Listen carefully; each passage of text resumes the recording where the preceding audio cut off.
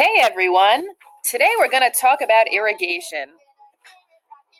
Going to the source. You're all done? That's my son. He does not want to talk about irrigation. He's done with little Einsteins.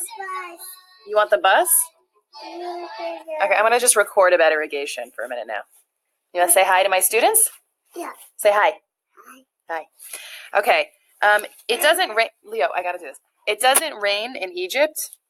Egypt is in Africa. It doesn't really rain in Africa, but it really doesn't rain in Egypt. And their only source of fresh water was the Nile. So the Nile was like super important because you need to drink and, water your plants.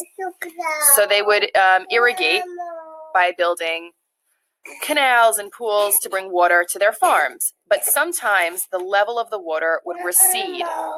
It would, you want Elma? The level of the water would recede. It would go down.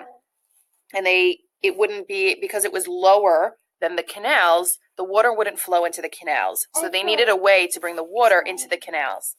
So they built different kinds of tools. And the most famous and sort of most effective tool was called the shadoof, which was not only effective, but also a fun word to say. So the shadoof would use like a pulley. Leo, I hear that you want Elmo, but I have to do this. The shadoof would use a pulley system to you want Elmo? To lift water into the canal using like a pole balanced on a crossbeam with a rope and bucket. And one end would be heavier than the weight of the water, which would help offset the weight. And using the shadoof, they were able to feed the canals and thus their farms. And then they were eating and drinking and things were good. They still use the shadoof in some poorer parts of the world today. So today we're going to be building a shadoof. The bucket will be the cap of a water bottle. The pole will be a chopstick. The heavy counterweight, which they used, they would make like a clay. We're going to use Play-Doh. No, you can't have more Play-Doh. No, you can't eat the Play-Doh.